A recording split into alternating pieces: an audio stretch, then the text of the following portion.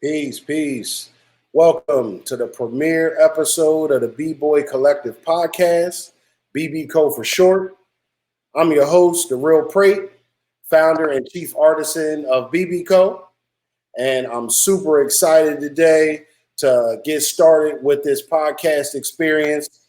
I have a pioneer in the game, one of the most underrated MCs of all time, in my opinion, who's been more consistent than most of his peers over the last 30 plus years. This brother was part of the groundbreaking posse cut of all time, the Symphony, and he ruled the 90s with his crew, the INC. Please welcome to the BBco podcast, the legendary Masta Ace. Thank you, man. Right. Yes, sir. Yes, sir. Really appreciate you taking the time, brother, to be with us today. And I'm sure a lot of the viewers and the listeners of the podcast are interested in catching up with you and what you got going on. So I'm gonna start off and just dive right into the questions. We're gonna go back to the beginning and kind of bring it to where we are today, because you're still really active on the music side of things. So I just want to kind of give you your flowers now. You know what I mean? Instead of waiting, especially with everything that's going on in the world today, it's important to recognize kind of where we come from and how important that the foundation of hip hop is. So, the reason why I asked you to do this is because you really are the epitome of what BBco is all about. Real hip hop, style, swag, something for the OGs. Just doing things your way all the time.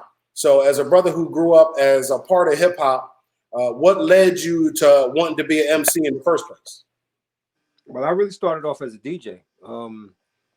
And really, we were just emulating what we heard coming down on the tapes from Uptown, Harlem, the Bronx, parts of Queens.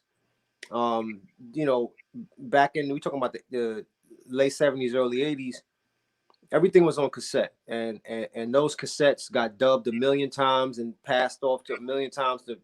And that's how the music. That was before the internet. That's how the music was. The word of mouth and hip hop in general was passed around the city. It was passed around through tapes. You'd hear somebody in the park with a tape. Yo, where you get that tape? I got it from such and such. All right, can I dub it? And literally that when the big radios that had the double cassettes, that's everybody started getting the radio with the double cassette, so you could dub the tape that somebody else had.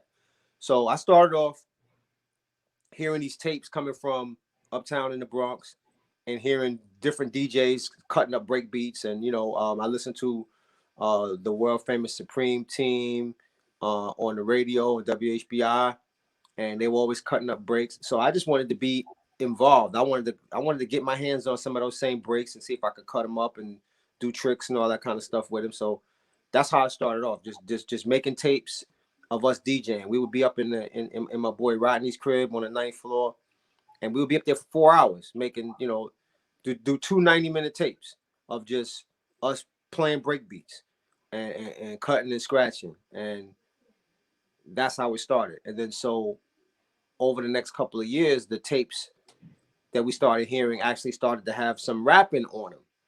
And we're making these instrumental tapes, but now there was a different thing coming into existence, which was this rap thing. And so none of us rapped. And so I decided, since I thought I was pretty good at poetry, I said I'll give it a shot and I'll try to add some vocals to our cassettes. And so I started, just saying a little, and really my first raps were raps that I heard on the tapes that we got. I would just change the words a little bit. I would keep the same structure, but change the words, put my name in it instead of their name, and make certain stuff rhyme to fit myself. But I was still just really emulating what I was hearing. Gotcha. But that was the first, sort of introduction into rapping. And then, the guys in my crew were better DJs than me, so I said, well, let me focus more on this, since I'm better at this than I am at DJing, and so I started doing more of that. So this was mid to late 80s then, or No, early 80s? this was early 80s. Okay. This was because I was in this was late 70s, early 80s, because I got my first set of break beats from this guy named Kid Spark, my guy Michael Moore, who was in my 8th grade class. Okay. So I was in 8th grade in 79, 78, 79. So yeah, I was that's when all of that started happening. So when I hit high school, in 80, that's when I had kind of discovered the rapping part. So from freshman year in high school, I was already like figuring out these little rhymes and trying to, see where I could go with it. Putting your own signature on it. Yeah. Gotcha. So as you transform from that DJ to the MC, who was your biggest musical influences on the MC side when you were coming up? So this is before records, right? Really. So you was listening more to the battles and the party tapes. Yeah. I don't mention Kool Moe Dee enough, but he was definitely an early influence. Hearing him battling Busy B, that was a big deal. Hearing Slick Rick and Dougie Fresh rhyming at whatever club they were at, Harlem World or wherever they were when they did Lottie Dottie. Right. People think Lottie Dottie's people don't know Lottie Dottie started off as just a routine at a show that they did. It wasn't even it was a live thing that they just did for the crowd. They just so happened to record it, right? They re-recorded it as a record, but yes, the original version was them you could actually hear the crowd. You can hear the crowd in the background at the show, yeah, reacting to the rhyme and everything. So those are like the early influences. Grandmaster Cass definitely was one, and these are people that I don't really mention normally when people ask me about early influences, because I'm always thinking the record making era. So I always jump right to Rakim, Kane, LL Cool J, but there were the true pioneers of this were even before those guys, and so this is probably the first interview I've actually am mentioning, Mo D and Kaz and Slick Rick and Dougie Fresh, but that pre-wax foundation stuff. Yeah, exactly. Yeah, no doubt. Okay, well, I mean, a lot of the other dudes that you mentioned that were, coming out during your era or that were, in that mid or late 80s time frame, or really like your peers, so like Kane and other cats that were on the Symphony.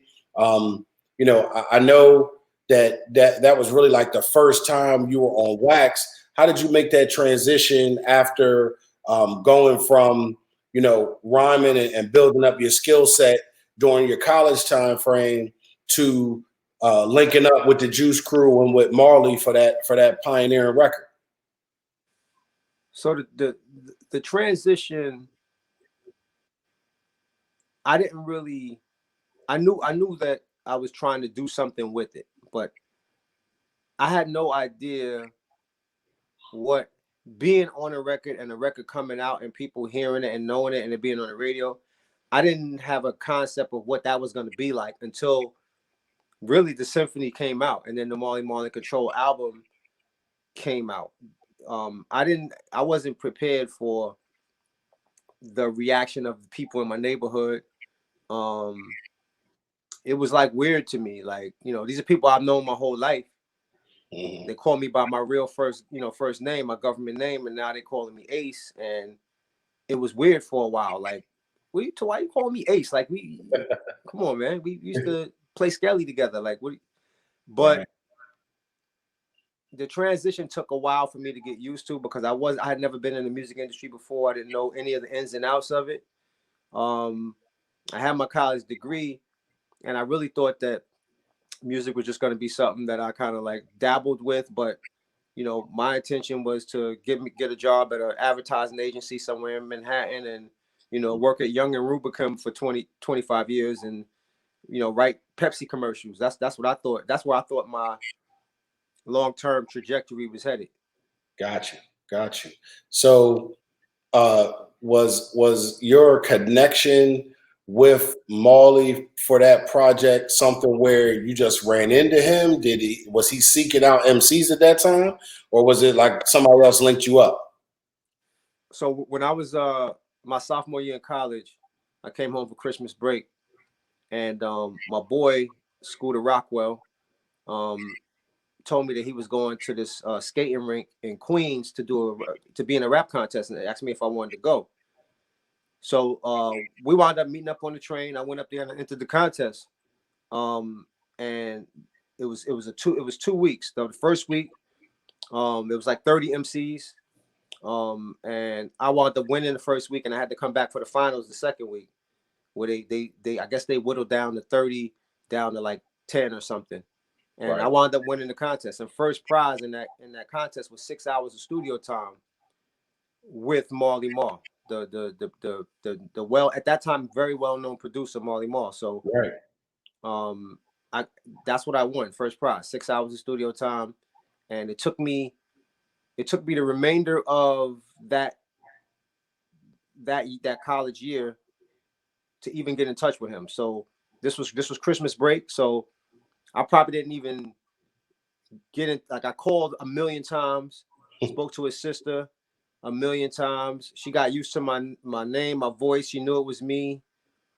And I think it was probably like June, July before she felt bad enough and was like, here go his real number. And then I called the real number because he didn't live in Queensbridge anymore at that point. Okay. So I was calling her house, but he didn't live there anymore. And so, you know, somebody calling the house for 5 months straight, you know, I was calling 3-4 times a week, like consistently trying to get in touch with him. And so she finally gave me the real number. I spoke to him, and, you know, I was definitely a little bit forceful with it. Like, yo, you owe me 6 hours. You know, and I felt like he was trying to get out of, you know, giving me my contest prize. Right. That tenacity, you wanted it. Yeah, and so he's like, all right, just meet me on Queensbridge. He gave me the address. It was address in Queensbridge Projects, which is the house the building that he grew up in. Craig G grew up in. I guess Shantae lived in that building too. Mm-hmm. And you know, he was like, meet me there a certain day, certain time. I got there like probably an hour earlier than the time he told me. And me and my DJ, Steady Pace, we sat outside for about 4.5 hours waiting for him to show up. So he was about 3.5 hours late. But when he finally got there, we went up in the crib and I recorded my first couple of little demo things. Right. And I guess it was by virtue of hearing that demo that he decided that I had enough skill to keep coming back. So after my 6 hours was up, he told me to keep coming back. And so I kept coming back and I kept recording over the course of, you know, the next year and change. And by the time the year that I graduated from college was 88. That was around the time that he said, you know, I'm doing this album. I want you to be on it. And I'm going to take a couple of the songs that we did and I'm going to put those on the album. And, you know, the rest is history, as they say. That's what's up. So that particular album did well. You know, I was in high school at the time, so that's funny because that was a monumental record that came out, especially, you know, in Philly. That joint was getting crazy spins all over, you know, Power 99, you know, on Lady B's show. Yeah. As you know, we were coming up. I used to throw a lot of parties with a couple of my buddies. And that was always one of the tracks that would just tear the whole party up. I mean, we would dance all night to that joint. The DJ would tear that record apart, just running into the ground. Was that something where y'all all recorded that at the same time, or was that just verses that kind of got patchwork quilt together where you were in the studio at separate times recording y'all verses? No, everything was recorded the same day, same time. That's what's up. If you look at the back of the Marley Marl and Control album cover, you know, the whole group of us are standing in front of that jet. Mm-hmm. The Symphony was recorded that day, right after that photo shoot. Wow. We left that photo shoot. I overheard Craig talking to Marley about this song that G-Rap and Kane was supposed to be doing, because it was supposed to be a duet. It's supposed to be Kane and G-Rap going back and forth, because they there was a version of Raw. I don't know if you ever heard it, a version of Raw with Kane and G-Rap going back to back. Yeah. And so that was never an actual. It was never released though. That was something Marley used to just play. Right. So the fans was really like, yo, we need to hear some more with those two. So Marley said, well, I'll do it for my album. I'll do a real joint with just Kane and G-Rap going back and forth. So the plan was to do this duet record, the last record for the album. And Craig overheard the conversation and kind of said, Marley, can I get on this joint? Yeah. And he asked Kane and G-Rap if they were cool with it. They agreed. So it was settled that Kane and G-Rap were going to let Craig be on the record. So right after the photo shoot, they were going to the studio to record this last song. Marley was driving and I was driving. So Kane and G-Rap got in the car with Marley to go to his crib. There wasn't room for Craig. So I was like, well, I'm driving, so I'll take you over there. But the truth is, I really just wanted to be nosy. Right. I had just met Kane that day for the first time. So I just wanted to, and I was a fan. I already had heard Get Into It and just rhyming with Biz. So I knew he was dope. And I was just like, man, I really want to see this rhyme that he going to spit for this new song. So I drove Craig to the house just to tag along. And when I got there, Marley put the beat on. They were, working on whatever rhymes they were working on. I was just sitting in the living room listening to the beat over and over again. And at some point, he's like, "All right, let's start recording these rhymes. Who wants to go first?" And everybody was passing the buck. Kane was like, "Yo, go ahead, Craig." Craig was like, "No, I'll let G-Rap go." And everybody was just like, so that's when Marley looks over at me and goes, "Hey, you got a little verse for this just to, set it off, bless the mic." Like, I don't think he was planning on keeping me on the song. I think it was more of like everybody was kind of tense and wanted to wait because remember, nobody knew each other that well. It was more like it was competitive, I want to hear what these dudes gonna spit first before I spit my joint because maybe I can switch mine up in the last minute. So I was like, yeah, I got a verse. I had stuff memorized. I walked around with rhymes memorized. So I went in the booth and I spit one of my memorized joints. And then after I spit, then everybody loosened up and obviously everybody went. But that's the reason why on the song, he says, I don't care who's first or who's last. Because there was that whole debate back and forth. One up and shit. Yeah, right. Everybody trying to one up each other. Yeah. And, little did I know that day was going to become really the launch pad for a 30-year career. I didn't really see all of that in the cards, but it worked out that way. Yeah, the man upstairs know what he's doing. Right. Okay, so really that whole era, that 86 to 93, we talk about that in hip hop history just being the golden era. As that whole posse cut came together, how the heck have you been so consistent since that? And then, the following year going into your own solo album, and the joint that was supposed to be with Biz that ended up just being you and kind of doing the Biz imitation. That record was crazy. How have you been able to be so consistent and maintain everything for such a long time? I mean, you've been putting in work as a solo artist.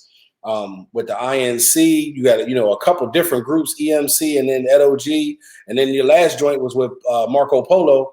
How you keep it going so long? To be honest, I don't read my own headlines. I always feel like I have something to prove.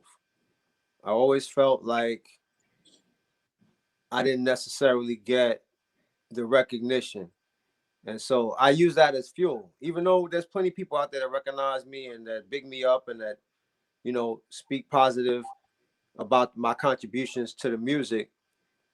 I focus on the lack of awareness about me. And I've used that all these years as, I'm going to show them on this one. I'm going to show them on this one.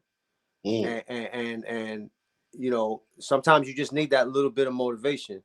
And so I should really thank the fans for not really fully paying attention. I'm not mentioned in people's top 20s, 30s. You get these lists that come out, top 50 MCs, and you never see my name on those 50s by any of the major publications anyway. And so, being overlooked in a strange way has been the thing that has fueled me and kept me doing what I think is quality music. And it's kind of like, y'all gonna learn today. Like that's my mentality going into every session. Y'all gonna learn today. And so that's helped me, I think. Yeah, that's dope. That whole underdog mentality, Right. I think has definitely served you well. I mean, you could see it in the music.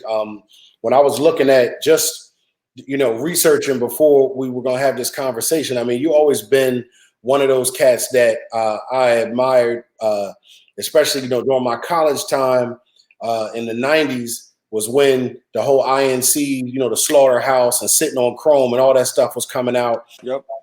And I had a lot of favorite joints on those records that I would run into the ground and I would spin on my radio show when I was in college, when I was a college DJ. And what really stuck with me when I was looking at everything that you've done, I was always aware of the projects that you were doing, but I was never aware until I started doing the research on all the records you've done and the guest appearances that you've had on cats projects from overseas. I mean, you had like a 10, 15-year run where you seemed like you was all over Europe and Australia and whatnot. Tell me a little bit about that. I mean, how did you crack into that whole international scene? So really, it all started in 2000. 2000 was like the restart of my career. 2000, 2001. Up to that point, I had the 3 albums. Sitting on Chrome was the most recent. It came in 95.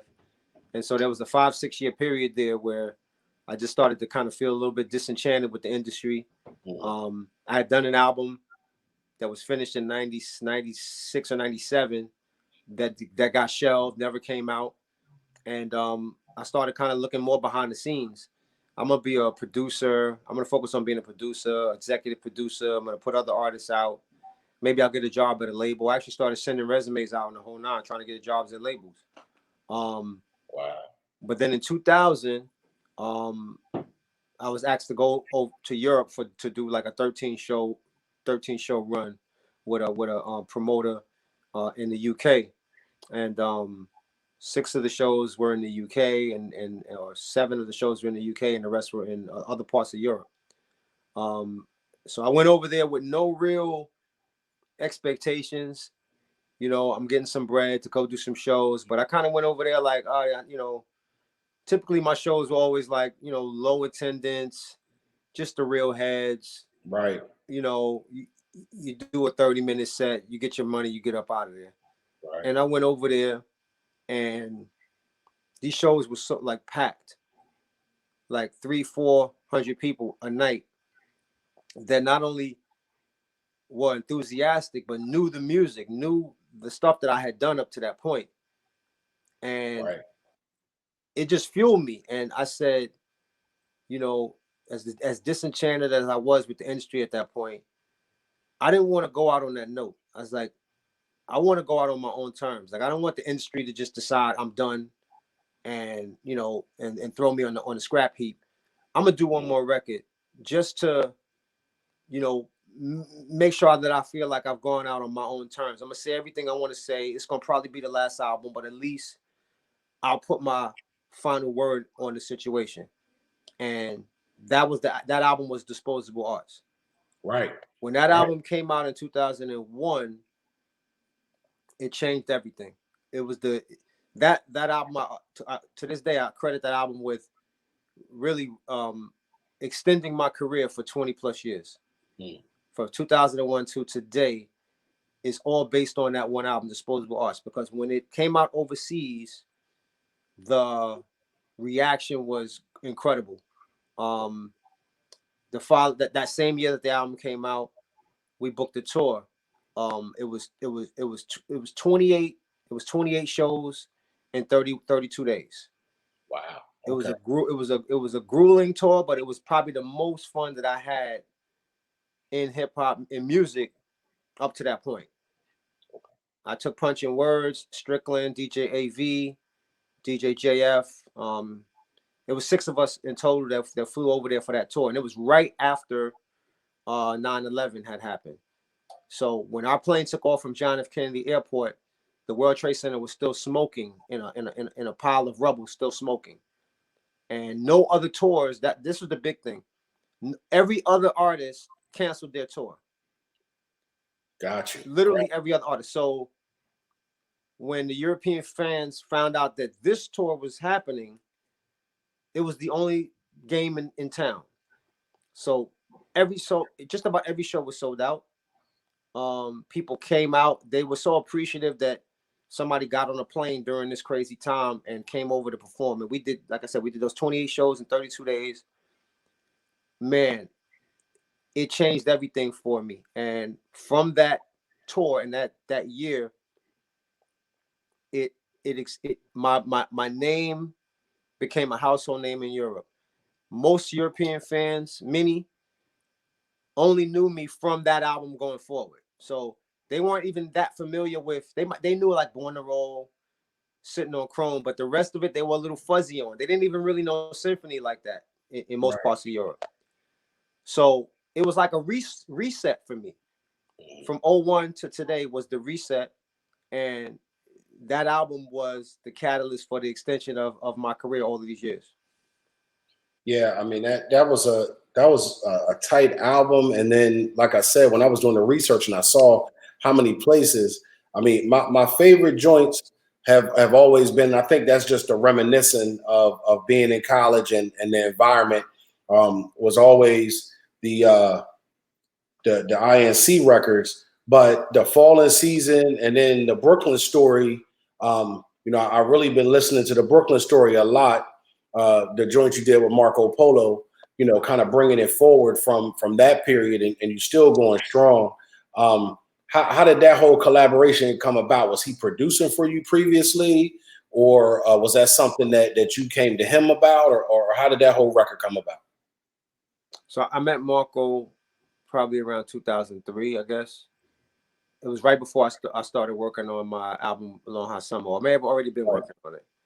And he was just a young, young kid at a working as an intern at a studio in New York. And on my way out the door, he handed me a beat CD. He's like, I do beats. And I took the CD and I left. Got home, listened to it. And I was like, yo, this kid, I'm not mad at some of these. I like, because for me, everything is like, do you know how to program drums? Because a lot of producers can pick really nice loops and pick really nice music, but then when the drums come in, it just kills the whole beat. But I could hear that he had the talent for drum programming that a lot of dudes didn't have. So I reached out to him and asked him for some more beats. He sent me another batch of beats, and from that second batch, I wound up picking a song for my album, a song called "Do It Man" featuring Big Noid, that wound up being on my album. And in exchange for that beat, he asked me to feature on his album. I did a song called "Nostalgia" for his album, and when "Nostalgia" came out, they did a video for it and everything. That got a lot of burn, especially with the heads. Yeah, I didn't. To me, it was a dope song, but the video was cool. But for some reason, that song really resonated around the world in a way that I didn't really expect, and it sort of solidified my connection to Marco when that record came out, because people were like, "Oh my God, y'all should do more music together."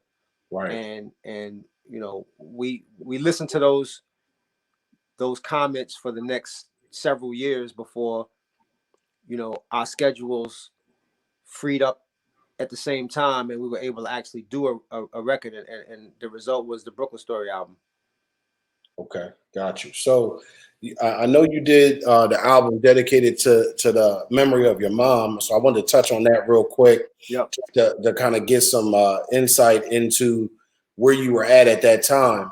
I lost my father a few years back, and I lost my son as well when he was 14. So I know how those emotional things kind of take you to a certain place. So what was really the driving force behind you dedicating a whole joint to moms? Because I was, she passed in 05, and I did therapy for about 3 years after she passed. just trying to work through some stuff because I didn't get it wasn't like the proper goodbye. It was very unexpected. There was a lot of unsaid things that that didn't get to happen. I didn't get to thank her properly. And so I was struggling with that for like 3 years. I was really, even with the therapy and everything, it still wasn't helping enough. And so I said, well, I'm gonna pour some of these feelings and thoughts into the music. And that album really, in a lot of ways, was like a therapy session for me, because I got to say the things that I wanted to say to her that I didn't get to say to her when she was here. And I got to do it, creatively. I got to do it as my younger self, because I have a young man who plays me as a 12-year-old kid. Right. So all of that stuff helped me a lot. Yeah, I think that content resonates, especially with the cast that BBco is really about, because when I talk about grown man stuff, I mean, I lost my pops and he went to sleep and just didn't wake up, and it was nothing wrong with him. You know what I mean? As far as what I knew. So, and we weren't living in the same city at the time. So I could really relate to a lot of those emotions that you were expressing on that record, because you have that lack of closure, and especially when it's unexpected like that. But I think that one of the reasons why it was an honor to have you today is because what you talk about in your music and the viewpoints that you express really resonates with the brothers that this whole thing is for. And the music that you're doing is one of our taglines is vintage fresh. You know what I mean? So we all about where we came from, but at the same time we try to keep it moving and stay current. A lot of the younger folks think that the old heads are corny, you know what I mean? But when they listen to the content and they're not just looking at the style, they see that that's, the substance is what keeps the music relevant and what keeps the music ageless and timeless. And that's really what you create. So, as we wrapping up here, I wanted to try to get a little bit more info. I know that you came out in 2000 and discussed the fact that you struggle with MS and that you win in that battle medically. But then at the same time, you've done some charity work around that. You were coaching football back in the day. I don't know if you're still doing that. Just wanted to try to give you opportunity to talk about anything that you have going on from a community-based perspective that you like to share with the people. Right. Well, the diagnosis in 2000 sort of came around the same time that I was, rethinking things about my career in general. And so when I talked about doing that tour in 2000 and the reaction to the fans, and then deciding to go back in the studio to do that one more album, Disposable Arts, in the back of my mind was that diagnosis too. So that also fueled, my rebirth, and it fueled my determination to go out on my own terms. 21 years since the diagnosis, roughly, and fortunate and blessed that I'm still able to see, able to walk, run, ride bikes. I changed my diet dramatically over those 21 years. I'm now full plant-based diet. I've been plant-based for over a year. And I took the necessary steps to do what I thought would help extend my quality of life. I'm in my 50s, the 60s are right around the corner. And so I'm hoping that the things that I'm doing now are gonna make my 60s, good for me. I'm not gonna need a wheelchair or a cane or any of that type of stuff. That's the hope, you know what I mean? And so I just try to do the things that I think are gonna lead me down that path. I started coaching football in 2002. Once again, all right around, the same time period, diagnosis, it changed a lot for me. And I said, I don't know if I'm gonna be able to get out here and coach kids later in life. So this is something I always kind of wanted to do. Let me do it now. So I wound up coaching for 11 years in high school, 9 years in Brooklyn and 2 years in New Jersey. And some of the best times, again, that tour in 01 and the 9 years I coached in Brooklyn, totally just the most memorable times that I could think of. And I'm still in touch with a lot of those young men. They're now in their 30s, which is crazy to me because I met them when they were 14 and 13, and now they have wives and children, but they still talk about some of the stuff that that they learned from me way back when they were young teens, and that made it all worthwhile. I haven't coached since 2012. In the back of my mind, I hope that opportunity will present itself for me to coach again, because I really did enjoy mentoring young men, and just giving them a different voice, because a lot of them only hear the voices that are in the hood, from their uncles that are slinging on the block or whatever the situation is, and sometimes they need a balance of voices, and I'm always going to be that positive voice, that voice that's going to tell them, there's another way. And you can't save them all, but I'm happy for the ones that I was able to save and guide in the right way. And I see a lot of them are really doing great things with their lives. So who knows? Maybe coaching will present itself again down the road. We'll see. But yeah, all of those things in some way were connected to that diagnosis, kind of a reset for my not just career but life in a lot of ways. Right. Yeah, that's amazing, because you're able to really, leave a legacy, and even outside the music, you touching people. And I just went. I was vegetarian for 10 years after I had colon cancer, and I'm a survivor now. It's been almost 20 years, so that's amazing. But I just went plant-based, fully vegan 6 weeks ago, so Okay. I could relate to the journey. And for brothers, I'm knocking on 50 myself, and a lot of the cats in my circle I have already hit that 50 mark.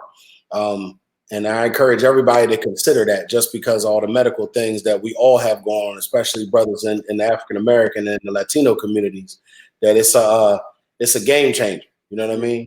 Yeah. So I definitely applaud you for that, and bringing that to light. So, really kind of to wrap it up, I wanted to find out, what you have coming on the horizon. I mean, that last joint you did was a collaboration. I didn't know if you had any new solo projects you're working on, anything that we should be looking out for. Just wanted to give you opportunity, if you had liberty to talk about it now, because I know you've been doing a lot of independent stuff for the last many years.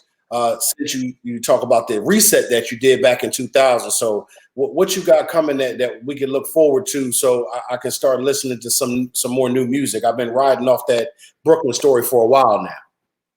So the album with Marco Polo was so well received that we decided that we're going to do another one. Marco has done a tremendous job of just giving me some really beautiful music to write to. I have about, I don't know, 15 to 18 beats sitting, waiting for lyrics to be added. And I'll get to it when I get to it. 2020 kind of threw things off a little bit. Yeah, no doubt. and I'm kind of glad that I didn't write the album during that time, because I don't know when we'll get back to normalcy, but when this record is done, I want to be able to tour with it. I want to be able to get out there and properly, release it properly without restrictions and things of that nature. So I feel like I'm waiting for the inspiration of when the right time is to start writing. And we got a couple of songs done, but nowhere near, I haven't dove in all the way yet. I've been working on a hip hop musical I've been working on it for about 2 years, and it's coming out incredible. It's loosely based on 3 of my albums, Disposable Arts, A Long Hot Summer, and The Fallen Season, loosely based on those albums. I've got the script. I'm still tweaking the script. I actually got too many pages, so I'm trying to tweak it down to about 100 pages. I'm at like 130 pages now. I'm writing all of the songs and music. We're releasing a mixtape before the musical even comes out. We're releasing a mixtape of the songs that are in the musical. They're gonna be performed by different artists that will be named later. But I've been putting a lot of time into that project. I meet once a week with someone over Zoom to go over the newest parts of the script, the newest songs, the newest music, and we're just getting it, fine-tuning it, getting to it to where it's ready for people to see it, hear it. We'll probably have a bunch of, table reads and things of that nature before we ever get to the point of it coming out publicly, but that's in the works. And I'm also writing a TV series that I've already written the pilot. I'm working on episode 2. These are just like some of the writing projects that I've been putting my time into over the last year. 2020 has sort of given me the opportunity to take my writing and do other things with it, because it's what I've been wanting to do, and I've been putting it off, and now finally I can really dive in and finish up some of these other writing projects. Well, that sounds amazing. Is that you got a couple of different things going on to look forward to in the future? Can you tell me the musical, is that something you're planning on doing theatrically, or is that something? Okay, so you want to tour with that? Absolutely. I've already talked. I'm actually I've collaborated with a hip hop theater company called Rhymes Over Beats. They're the ones who are backing me, giving me the early funding to bring this thing to the public. And long-term plan is that, in my mind, we would open in a city like London. And probably do a European run with the musical first, because there's just more awareness of what I put out. There's a stronger awareness overseas. Right. So I think we'll probably start there. I would love to start in London, and we do 2 weeks in London, and then we go to Berlin. We do a week in Berlin, and we go to Zurich. We do a week in Zurich, and then we go to and we bounce around Europe with this musical. And then when it's fine-tuned and it's really good, then we bring it back to the US for a couple of major cities, and we do a run there. And then we see where it goes from there. Sounds amazing, brother. Good luck, man. I'm looking forward to it.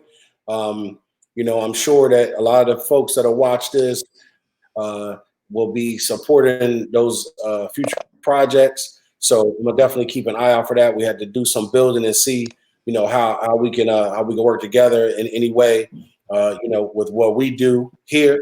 So definitely had to have you back on when these projects come out, so we can get your publicity out and make sure we spreading the word to the people that really love what you do and that appreciate what you brought to the game all these years. I want to thank you for being on, and nothing but blessings to you. And we will stay in touch. And I look forward to having you back on again. This is the BBoy Collective Podcast. We're going to sign off. Nothing but peace and love. And as always, let's keep it vintage fresh. Appreciate you. Later.